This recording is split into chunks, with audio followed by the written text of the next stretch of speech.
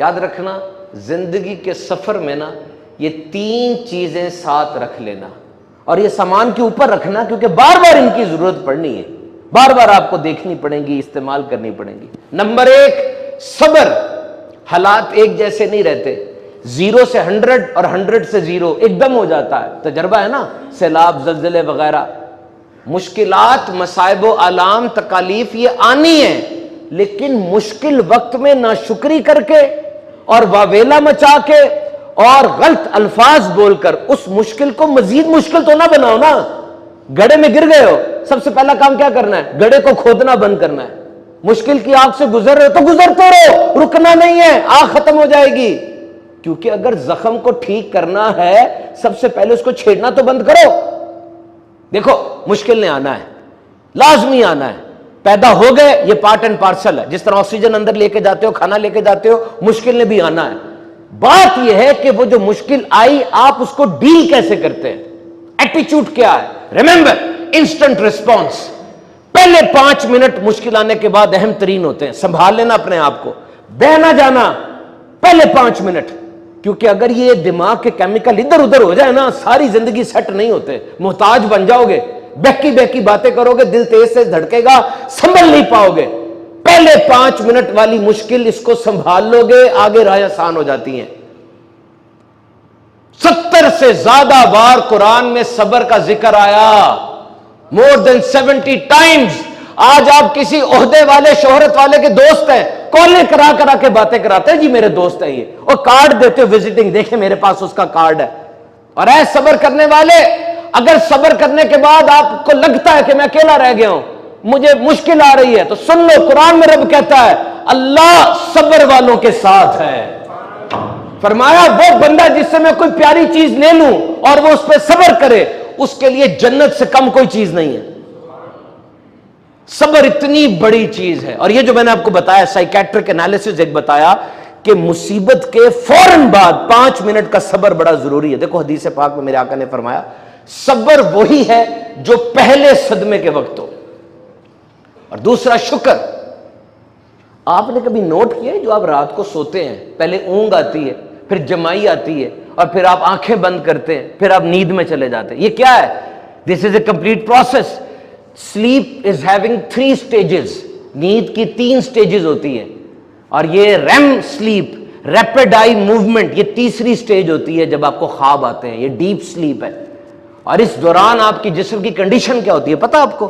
Your body has been paralysed by your brain, آپ کا دماغ آپ کے اعضاء کو بے حس کر دیتا ہے، بند کر دیتا ہے۔ ریپڈ آئی موومنٹ کے اندر مسل ٹون لو ہو جاتی ہے، آپ حرکت نہیں کر سکتے، کیوں؟ ورنہ آپ خواب دیکھیں تو اٹھ کے ہلنا شروع کر دیں۔ دماغ نے آپ کے جسم کو بے جان کر دیا، ایک طرح سے سننے کی صلاحیت روک دی، آواز اندر جا رہی ہے، دماغ میں پروسیس نہیں ہو رہی، ورنہ تو آپ اٹھ جائیں گے۔ بلڈ پریشر، ٹیمپریچر بھی اور ہو گیا، یعنی آپ موت کے بالکل قریب ہیں۔ You are 1 stage away from death، بالکل نکر پہ کھڑے ہوئے ہیں آپ، اگلی سٹیج کیا ہوگی؟ اور اسی سٹیج سے روزانہ اٹھ کے واپس آپ آتے ہیں۔ شکر کا مقام نہیں ہے یہ، اور شکر کا مقام نہیں ہے یہ آئی لڈز، یہ آنکھیں دیکھیں یہاں پر، یہ جو آنکھیں کا یہ حصہ ہے، یہ آئی لڈز کہتے ہیں، یہ بند ہوتی ہے نا، شٹر ڈاؤن ہوتا ہے۔ یہ ایک بیماری ہوتی ہے ٹوسس، PTOSIS، اس میں یہ جو جھلی ہے نا یہ بند نہیں صحیح طرح ہوتی، ان کے مسل کمزور ہو جاتے ہیں، یا تو بڑھاپے کی وجہ سے ایسے ہوتا ہے یا دماغ کی طرف سے سگنل آنے بند ہو جاتے ہیں۔ اور کتنے لوگ دنیا میں ایسے جن کو یہ ٹوسس بیماری ہے، ٹیپیں لگا لگا کے کھولتے ہیں آنکھوں کو، آپ کی کھلی ہوئی ہیں، شکر کریں، شکر کا موقع نہیں ہے یہ۔ اللہ تعالیٰ سے شکر کریں، شکر کو اپنے ساتھ رکھیں۔ اور زیروسٹومیا، دن میں آدھے لیٹر سے 1.5 لیٹر تک تھوک پیدا ہونا ہے روزانہ۔ اس نے منہ کے جراثیموں کو بھی ختم کرنا ہے، اس نے آپ کے منہ کو ٹھیک رکھنا ہے، اس نے کھانے کے ساتھ مل کر کھانے کو اندر لے کے جانا اور صحیح رکھنا ہے۔ اگر یہ تھوک پیدا نہیں ہوگا آپ کا منہ سوکھ جائے گا، بیماریاں لگ جائیں گی، کھانا ہضم نہیں ہوگا، ٹیسٹ بھی صحیح نہیں آئے گا۔ روز تھوک پیدا ہوتا ہے، شکر کرو رب تعالیٰ کا، اور سب سے بڑھ کر شکر یہ کرو کہ اے مالک تو نے ہمیں اپنے حبیب کی امت میں پیدا فرمایا۔ نہ ہم نے دعا مانگی تھی، نہ ہمارا ایسا حسن کی خوبی ہے، نہ کوئی عمل ایسا ہے، وہ امت جس پر دیگر انبیاء رشک کرتے رہے اس میں ہم پیدا ہو گئے۔ شکر کرو۔ اور تیسری چیز توکل۔ توکل، حسبنا اللہ و نعم الوکیل، ہمیں اللہ ہی کافی ہے اور سب سے اچھا کارساز۔ حضرت ابراہیم علیہ السلام کو آگ میں ڈالا جا رہا ہے، ان کے لبوں پر ہے حسبنا اللہ و نعم الوکیل، حسبنا اللہ و نعم الوکیل، اور میرے لیے اللہ ہی کافی ہے۔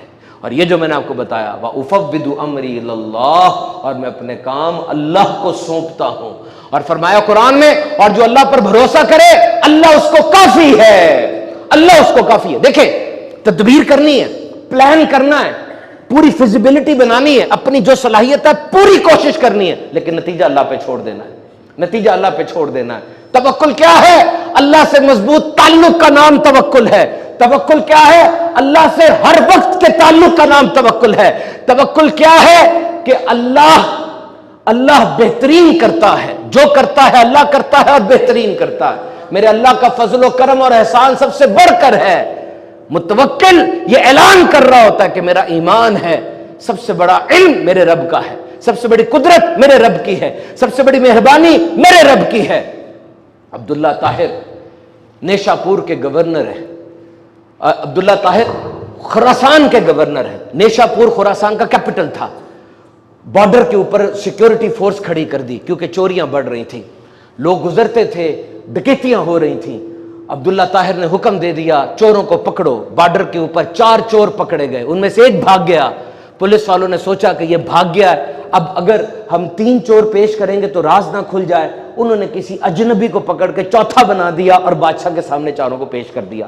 وہ جو چوتھے تھے وہ ایک لوہار تھے جو کسی اور جگہ سے آئے تھے کوئی کاروبار وغیرہ کرنے کے لیے، واپس جا رہے تھے، دھر لیے گئے۔ بادشاہ نے جب دیکھا 4 چور آ گئے ہیں، انہوں نے انویسٹیگیشن نہیں کی، انہوں نے کہا چوری ہوں گے، پکڑو، قید میں ڈال دو۔ قید میں ڈال دیا۔ وہ جو لوہار تھا وہ نیک آدمی تھا، وہ توکل والا تھا۔ اس نے جب حالات دیکھے اس نے کہا اب میرے معاملے کو اللہ کے سوا کوئی حل نہیں کر سکتا، اسی کی بارگاہ میں جانا ہوگا۔ دیکھ لیں حالات کیا ہیں، اندر ہے، کس کو بولیں گے، کیا چیخیں گے۔ 2 رکعت نماز پڑھی اور 2 رکعت کے بعد رو رو کے دعا مانگی، مالک میں بے قصور ہوں تو جانتا ہے۔ رات ہوئی، عبداللہ طاہر کی آنکھ لگی، خواب میں کیا دیکھا، 4 بڑے بڑے طاقتور لوگ آئے ہیں اور آ کر اس کے تخت کو الٹانے کی کوشش کر رہے ہیں۔ اٹھا، لاہور پڑی، اور وہ بارگاہ جہاں سارے شاہ و گدا حاضر ہوتے ہیں اس نے 2 رکعت نماز پڑھی اور کہا مالک مجھے بتائیے کیا معاملہ ہے۔ 4 بار اسی رات ایسا ہوا اس کے ساتھ۔ پھر اس کو خیال آیا کہ ضرور کوئی مظلوم میں نے پکڑ لیا۔ جیلر کو بلایا، کہا کوئی ایسا بندہ تو نہیں پکڑا گیا جو جرم نہیں کیا جس نے اور مسئلہ بنایا؟ انہوں نے کہا یہ تو نہیں پتا، یہ پتا ہے کہ ایک بندہ 2 رکعت نماز پڑھتا اور آہوازاری بڑی کرتا ہے، روتا بہت ہے۔ کہا لے آؤ اس کو، لے آؤ اس کو۔ جب لے کر آئے اس بندے نے سارا حال سنایا، بادشاہ رو پڑا، کہنے لگا میری 3 باتیں مان لیجئے، میری 3 باتیں مان لیجئے۔ کہا بتاؤ۔ کہا پہلی بات تو یہ مجھے معاف کر دیجئے، دوسرا 1000 روپے مجھ سے قبول کر لیجئے، تیسرا جب بھی آپ کو کوئی حاجت ہو میرے پاس آ جائیے گا۔ کہا بادشاہ پہلی بات تیری قبول ہے، میں نے تجھے معاف کیا، دوسری بات بھی تیری قبول ہے، 1000 میں تیرے رکھ لیتا ہوں، لیکن تیسری بات قبول نہیں ہے کہ حاجت ہو میں تیرے پاس آؤں، یہ قبول نہیں ہے۔ کہا کیوں؟ کہا اس لیے کہ سن مجھ جیسے فقیر کے لیے تجھ جیسے بادشاہ کا تخت رات کو 4 بار اوندھا کیا میرے رب نے، 4 بار تیرا تخت رب نے اوندھا کروایا ہے، مجھ فقیر چھوڑ کے میں کہاں جاؤں؟ یہ اصول بندگی نہیں ہے، یہ اصول بندگی کے خلاف ہے کہ جب میں نماز پڑھتا ہوں میری حاجت حل ہو جاتی ہے، میں تیرے پاس نہیں آؤں گا، میں اپنے رب کے پاس جاؤں گا۔